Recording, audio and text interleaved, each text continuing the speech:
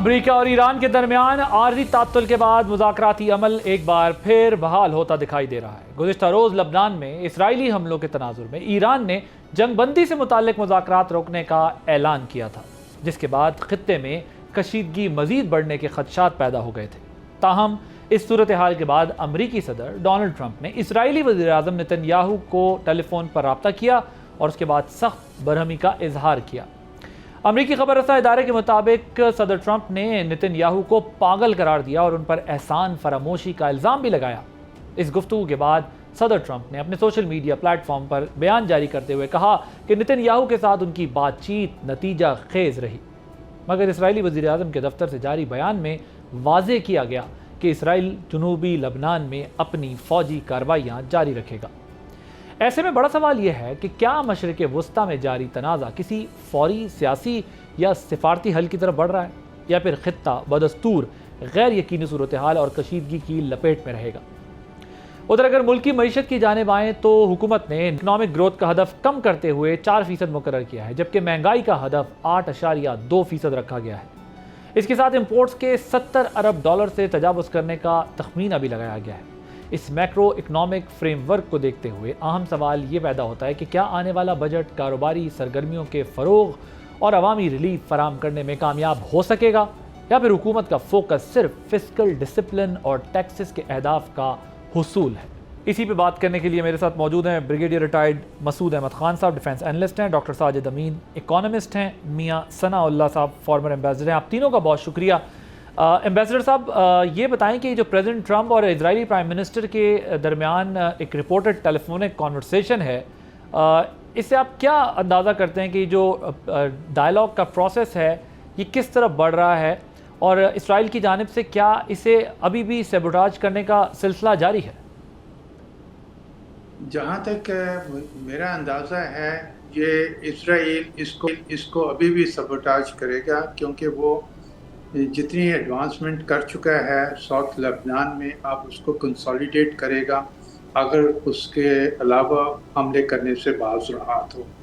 लेकिन जहाँ भी उसे मौका मिलेगा वो ज़रूर करेगा, और जैसा कि उनके ऑफिस ने इंदिया भी दिया है। बाकी ये जो आपने और हमारे अखबारात में, हमारे टीवी पे बहुत कुछ आ रहा है टेलीफोनिक कन्वर्सेशन के बारे में, और उसकी लीक्स जिस तरह हुई है कि बहुत सख्त लफ्ज़ कहे गए हैं और ख़ासी सख्त बातें कही गई हैं।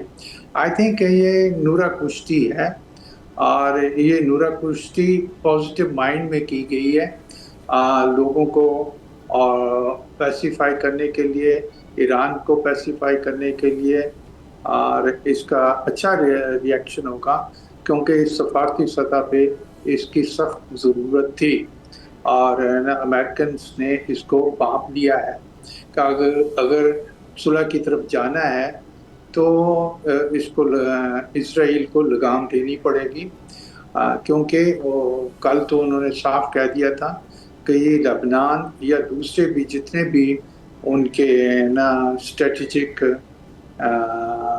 हैं एसेट्स ईरान के इन द रीजन, वो सारे के सारे जंग से दूर होने चाहिए, उन पे हिट नहीं होनी चाहिए। उसमें इराक भी है, उसमें यमन भी है, उसमें लेबनान भी है, और ये बात है ना, मेरा ख्याल है थोड़ी सी उसको समझ आ गई है। आपके ख्याल में ये खबर लीक करवाई गई है ताकि एक इम्प्रेशन क्रिएट हो कि अमेरिका जो है वो अब तंग आ गया है, they had enough with this process? मैं कुछ ऐसे ही समझता हूँ, क्योंकि इसके दो पहलू हैं। एक तो लीक इसलिए करवाई गई है कि डोमेस्टिक ना को थोड़ा सा शॉक दिया जाए कि आई एम इंटरेस्टेड।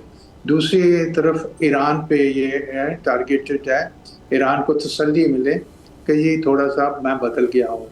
तो बाकी उनकी गुफ्तगू नेतन्याहू से होती रहती है, अब उसका इम्पैक्ट क्या होता है हमें तो उससे ठीक है, राइट, बिल्कुल ठीक है, बिल्कुल ठीक है। ब्रिगेडियर साहब, अमेरिका में मौजूद जो एक स्ट्रॉन्ग इजरायली लॉबी है उसको मद्देनज़र रखते हुए अमेरिकन प्रेसिडेंट का इजरायली प्राइम मिनिस्टर पर कितना लेवरेज होगा?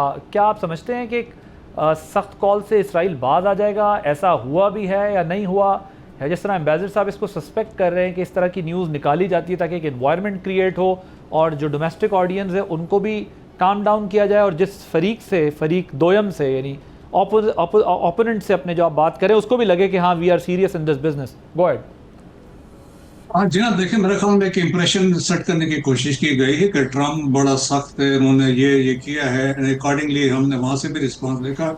और मेरे ख्याल में ये ऐसा हुआ नहीं होगा, यकीन उनसे बात की गई होगी, उससे रिक्वेस्ट की होगी भाई आप ऐसा ना करें, इस तरह बात हुई होगी। और सेकंड देखें कि अब अमेरिका में लोगों का मानना यह है भाई जो फॉरेन पॉलिसी है अमेरिका की, वो कौन रन कर रहा है? आप देखिए, इट इज स्टीव विटकॉफ या जेरेड कुशनर है जो उसको रन कर रहे हैं। और दैट्स वाई फिर लोगों का ये भी मानना है, इंप्रेशन है कि यह अमेरिकन जो ट्रम्प एडमिनिस्ट्रेशन है, आर दे आर ब्राइट। जिस तरीके से वो स्पोर्टिंग स्टेटमेंट्स दे रहे हैं इसराइल के, उसमें क्या फिर ये भी सवाल उठता है क्या भाई ये एप्स्टीन फाइल में भी इनके लोगों के नाम है?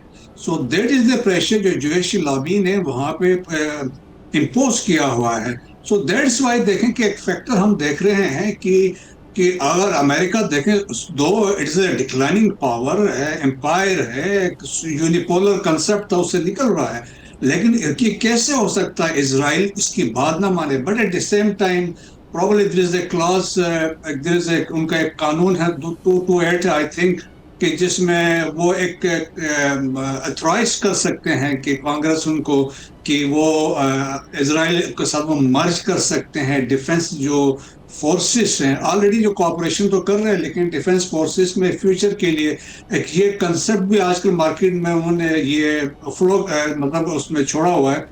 सो बहुत सारे हैं, तो आप इसका इन्फ्लुएंस देख सकते। वरना मैं आपको ये अथॉरिटी के साथ कह सकता हूँ, इसराइल अपने बल बोते पे अकेले इसराइल का अगर आप सपोर्ट रोक दें, हमास ही उनके लिए काफी है। What to talk of Iran. So even आप देखें ना कि इसराइल के अपने देखें कि जो उनके जो हैफा में क्या हुआ है, डिमोना में क्या हुआ है, जेरूशलम में क्या हुआ, तल अवीव में क्या हुआ, क्योंकि रिपोर्टिंग नहीं हो रही है, सेंस ऑफ चीजें हो रही है, जो डिस्ट्रक्शन हुई है। अगर अमेरिकन हट जाएंगे तो आप देखेंगे ईरान के पास ये कैपेबिलिटी है, वो इनको तबाह बर्बाद कर सकता है। सो वो जो कंसेप्ट उनका पहले से था वो प्रिवेल हो सकता है। सो देयरफॉर मेरे ख्याल में अब मसला क्या है कि अमेरिकन चाहते हैं कि इससे निकले, मिड टर्म इलेक्शन जल्दी आ रहे हैं, देयरफॉर वो चाहते हैं कि कोई कार्रवाई करके एक विक्ट्री डिक्लेयर करके साइड पे हो जाए।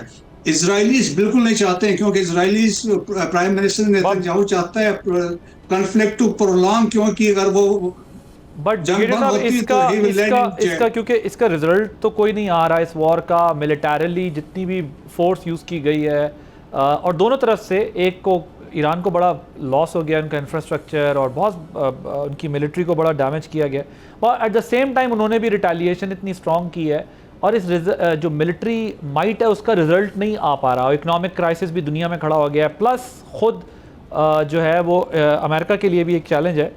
लेकिन इंटरेस्टिंग बात है कि नेतन्याहू जो है वो अपने टास्क के लिए डोनाल्ड ट्रंप का मिड टर्म इलेक्शन खाने के चक्करों में, उनको इसराइल को इससे कोई फ़र्क नहीं पड़ रहा है कि डोनाल्ड ट्रंप जीते या हारे।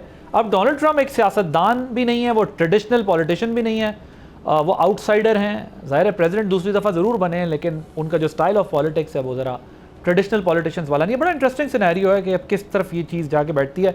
मैं ज़रा साजिद साहब आपकी तरफ आता हूँ, मुझे ये बताएं कि ये जो एनुअल प्लान कोऑर्डिनेशन कमेटी ने जिस मैक्रो इकनॉमिक फ्रेमवर्क की अप्रूवल दी है, इसको देखते हुए आप आइंदा बजट में क्या बिजनेस फ्रेंडली स्टेप्स देख रहे हैं, या कोई पब्लिक रिलीफ एक्सपेक्ट किया जा सकता है? किसी किस्म का कोई रिलीफ मासेस को मिलेगा? जी बहुत शुक्रिया। मेरे ख्याल एक तो शायद आप तक ये न्यूज़ आ गई होगी कि जो बजट है वो पोस्टपोन्ड हो गया है 10 जून तक। अब बजट जो है वो 10 जून को आ रहा होगा, जो नई डेट आई है। और उसमें शायद एक रीज़न ये भी है कि जो मैक्रो इकोनॉमिक फ्रेमवर्क जो हुआ था अप्रूव, शायद उसमें कुछ चेंजेस जो है वो हों, क्योंकि हमारी जो इंगेजमेंट है गवर्नमेंट की वो IMF के साथ चल रही है। तो उसमें शायद कुछ जो इंडिकेटर्स हैं जो मैक्रो इकोनॉमिक, वो उनके जो नंबर्स हैं वो चेंज हो सकते हैं। तो शायद इसलिए फिर बजट को पोस्टपोन्ड किया गया कि ऐसा ना हो कि 5 तारीख को हम बजट करें पेश और 6 को है वो चेंजेस हम दोबारा से शुरू कर दें। तो शायद उसकी एक तो ये है कि वो मैक्रो इकोनॉमिक फ्रेमवर्क अभी थोड़ा सा खुद जो है वो चेंज होगा। आई थिंक शायद आप ही के प्रोग्राम में मेरी बात हुई है कि ये दो सवाल हैं कि क्या रिलीफ मिलेगा और क्या रिलीफ मिलना चाहिए या नहीं, या मिल सकता है या नहीं। अगर हम इस वक्त गवर्नमेंट की पोजीशन लेते हैं तो वो बेसिकली ये है कि शायद को बहुत ज़्यादा रिलीफ की एक्सपेक्टेशंस ना रखी जाए, क्योंकि जाहिर है एक मुश्किल हालात हुए हैं। क्राइसिस जो है वो आया है, खासकर ये जो ऑयल क्राइसिस आया है यूएस ईरान वार का, जिस पे आप बात भी कर रहे हैं। तो कहा जा रहा है कि जो गवर्नमेंट की पोजीशन है वो बड़ी टाइट है। शायद बहुत ज़्यादा रिलीफ नहीं होगा, कोई बड़ा नॉमिनल सा होगा। सैलरी में कोई 5-7% का इजाफा हो सकता है, कोई 1-8% जो है वो टैक्स एडजस्टमेंट्स हो सकती हैं, बट ज़्यादा तवक्को है कि शायद नए टैक्स लग रहे होंगे। तो ये तो है कि क्या रिलीफ मिलेगा या नहीं मिलेगा। सवाल ये है कि क्या रिलीफ मिल सकता है, क्या उसके ऑप्शंस हैं या नहीं हैं। मुझे लगता है कि इस पे शायद बहुत कम बात हो रही है, और गवर्नमेंट ने बड़ा सक्सेसफुली बहुत हद तक ये कन्विंस करने की कोशिश की है कि हमारे पास ऑप्शंस नहीं है। मुझे लगता है कि ऑप्शंस हैं। डिपेंड ये करता है कि क्या गवर्नमेंट के पास वो पॉलिटिकल विल और कैपेसिटी है कि वो उसको इम्प्लीमेंट कर सके। एम्बेसडर साहब, ये बताएं कि इजराइल और लबनान के दरमियान आज का और जो कल मुज़ाकरात होने हैं, क्या इजराइल लबनान इशू को ईरान जंग से आइसोलेट करने में कामयाब हो जाएगा आपके ख्याल में, या फिर इसराइल को जो है वो लबनान से इनखला करना जो है वो लाजमी है, करना पड़ेगा? मेरा ख्याल तो ये है कि ईरान इस पे जमा रहेगा, क्योंकि अगर इजराइल साउथ लेबनान में रहता है तो उससे ईरान की बहुत ज़्यादा सुबकी होगी, और उसका जो राइस होना है एक पोस्ट सिनेरियो में, पोस्ट वॉर सिनेरियो में, उस पे एक बहुत बड़ा धचका लगेगा, और उसको ये खिफत वो मिटा नहीं पाएगा, क्योंकि फिर वहाँ हिजबुल्लाह भी उनसे नाराज़ होगा। और ये ऐसी सूरत हाल है जो ईरानी न्यू लीडरशिप के लिए बहुत मुश्किल पैदा कर सकती है with in their own infrastructure, leadership infrastructure. तो लेकिन दूसरी तरफ उसकी पूरी कोशिश होगी इजराइल की को वो इस पे कब्ज़ा जमाए रखे, या इसको बफर स्टेट के तौर पे बना ले, और इस पे कोई और कदगन ना कंप्रोमाइज़ करके लगवा दी जाए। तो ये सूरत हाल ऐसी ही होगी, और बड़ी फ्रेजाइल और वल्नरेबल होगी, इनस्टेबल, स्टेबल नहीं होगी। This is how I look at it. Okay, discussion जारी है, एक ब्रेक लेंगे। ब्रेक के बाद जब वापस आएंगे तो कुछ और अहम सवाल सामने रखेंगे आफ्टर दिस शॉर्ट ब्रेक।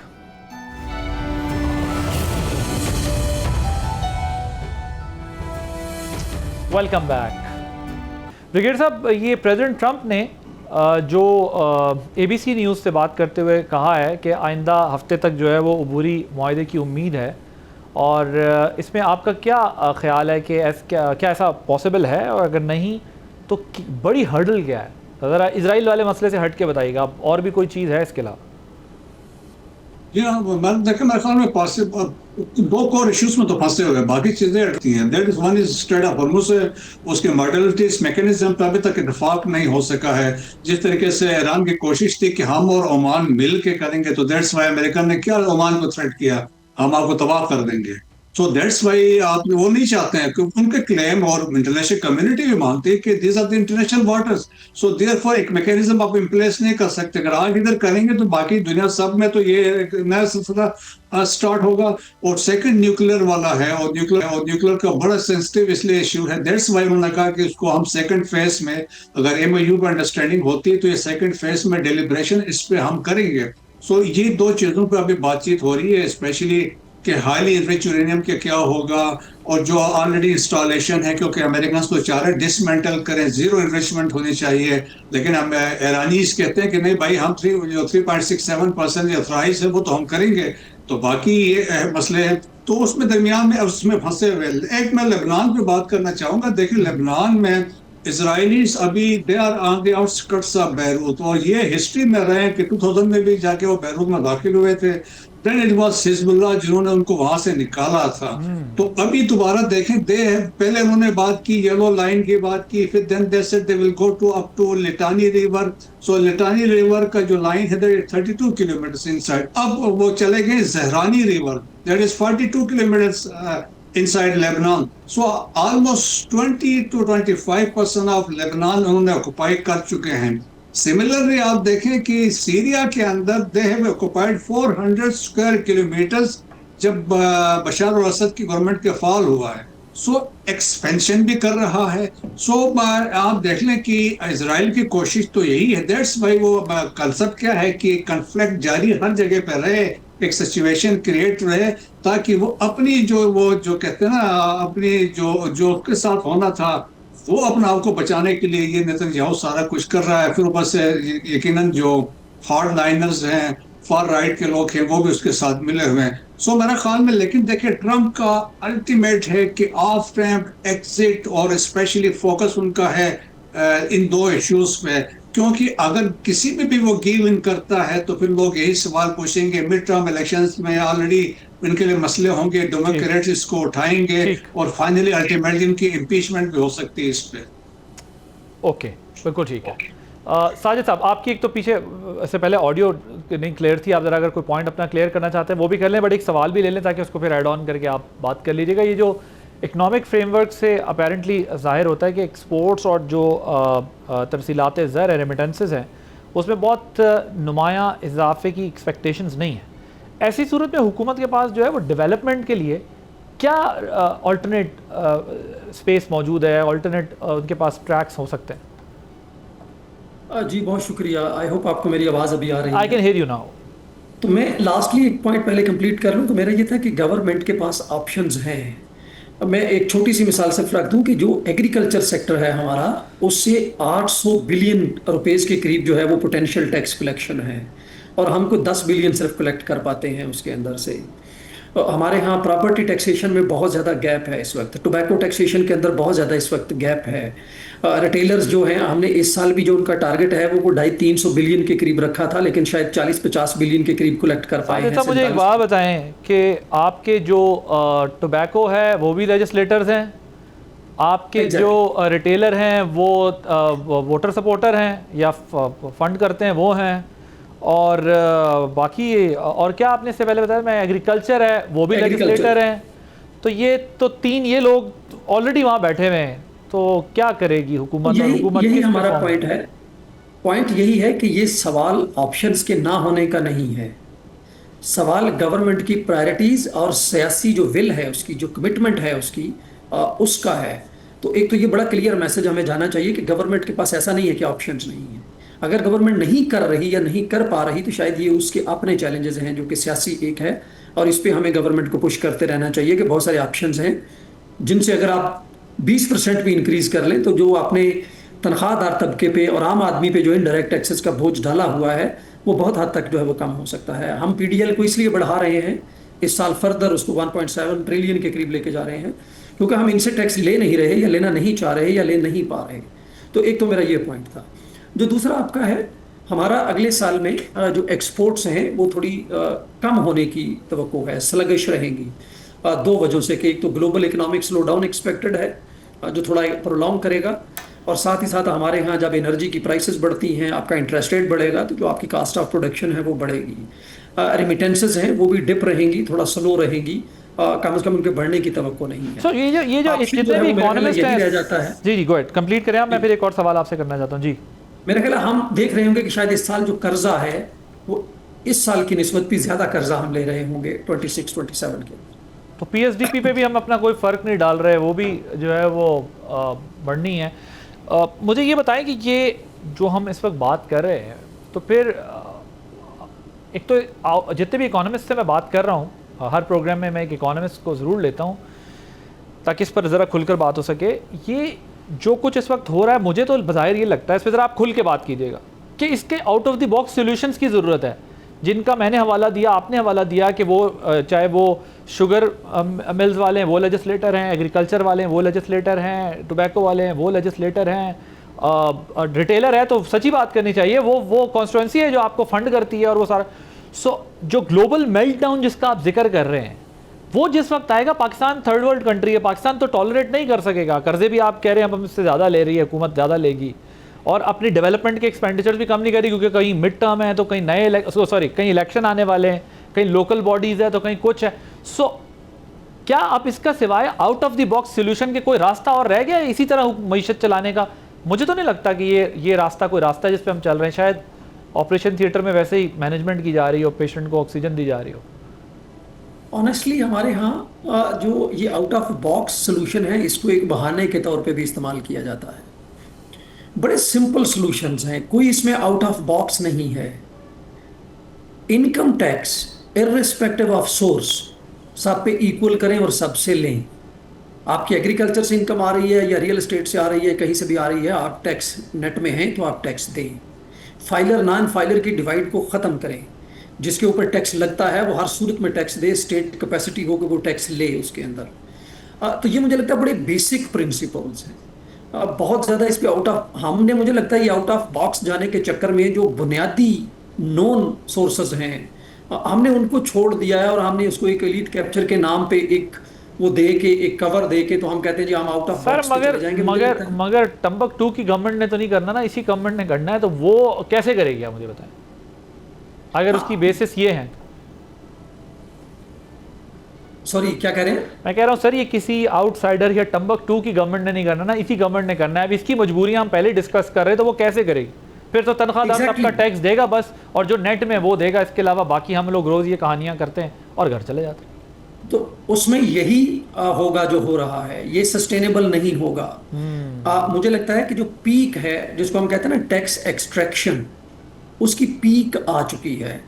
हम जितना निचोड़ सकते थे किसी भी सेगमेंट को हम निचोड़ रहे हैं। 1.7 ट्रिलियन फ्रॉम पीडीएल जो कि इनडायरेक्ट टैक्स है एक लिहाज से, हम उस पर लगा रहे हैं। मुझे लगता है कि गवर्नमेंट को ये बड़ा क्लियरली अंदाजा है, होना चाहिए कि ये ज्यादा देर सस्टेनेबल मॉडल नहीं है।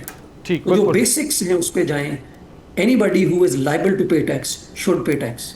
राइट, सही कह रहे हैं आप। फाइलर नॉन फाइलर की तमीज़ ख़त्म होनी चाहिए। एक दफ़ा तो सब सामने आए ना, कुछ साल के लिए कर दें ऐसा, बाद में चलें रिलीफ दिया जा सकता है। फ़िलहाल तो इस फ्रेमवर्क में सबको लेके आए। Thank you so much doctor Sajid Amin साहब, ब्रिगेडियर रिटायर्ड मसूद अहमद खान साहब, और हमारे साथ मियां सनाउल्लाह साहब फॉरवर्ड एम्बेसडर मौजूद थे। आप तीनों का बहुत शुक्रिया। एक ब्रेक के बाद जब वापस आएंगे तो जीबी इलेक्शन, सियासतदान पहुँच गए हैं वहाँ पर और अपनी अपनी भांत भांत की बोलियाँ बोली जा रही हैं। इस पर बात होगी एक ब्रेक के बाद कि वहाँ क्या हो रहा है after this short break.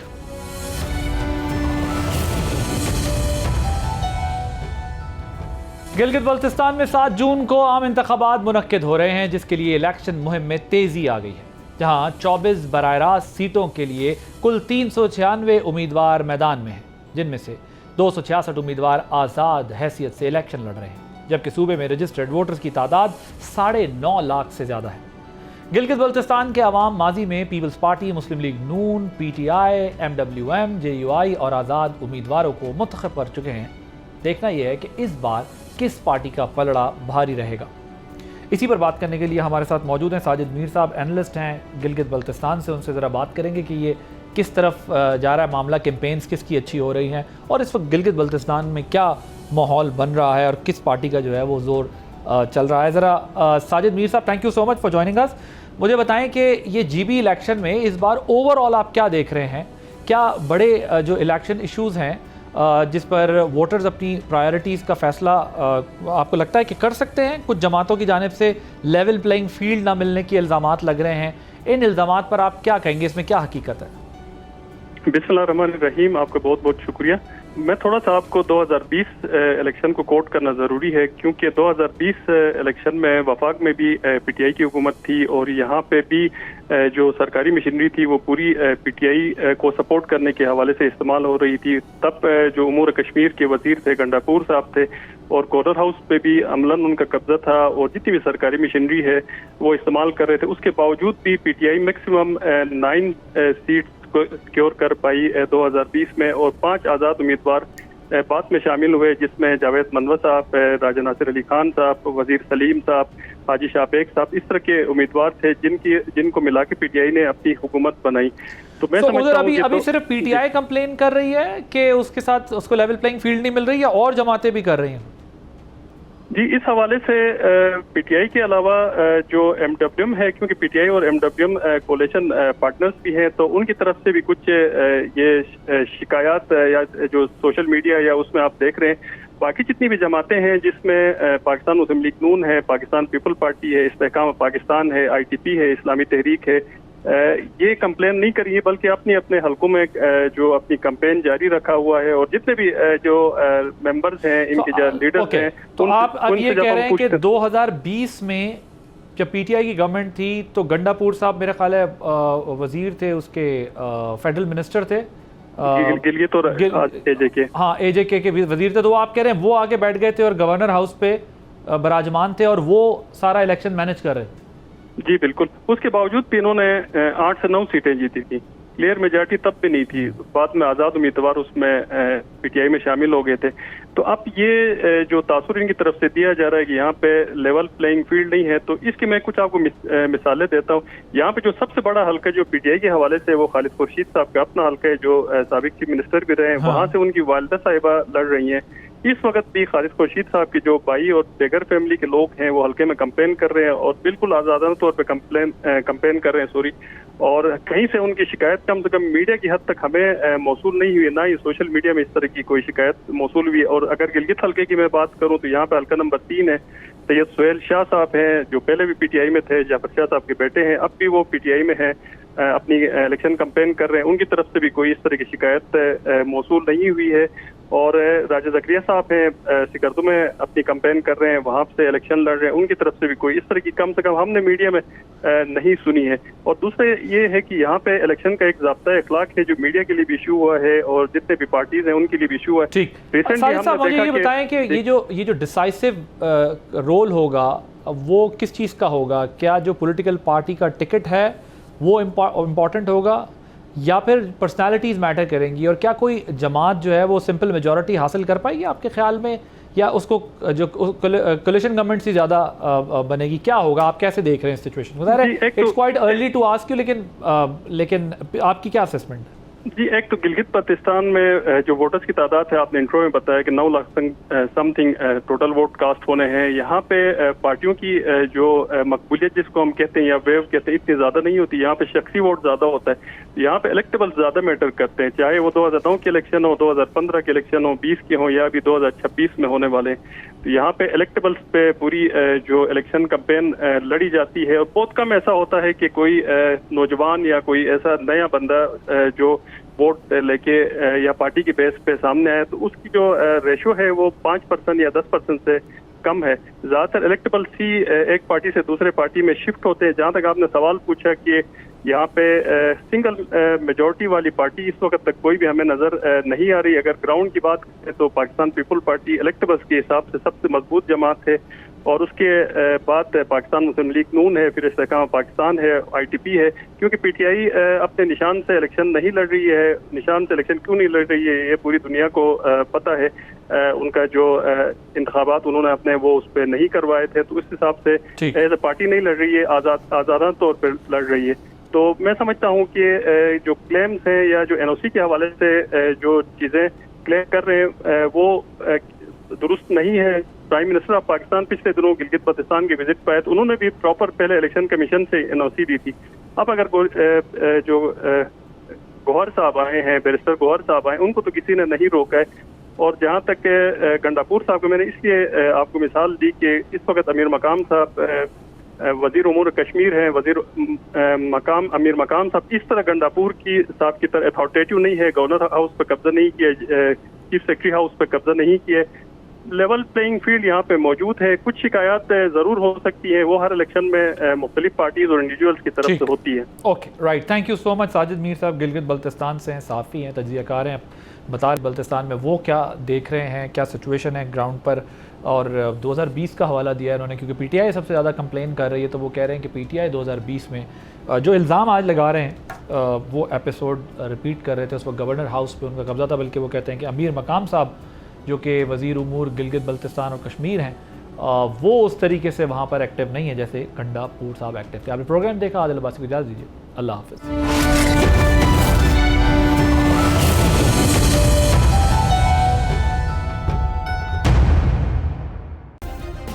Subscribe करें और बेल दबाएं ताकि कोई खबर रह न जाए।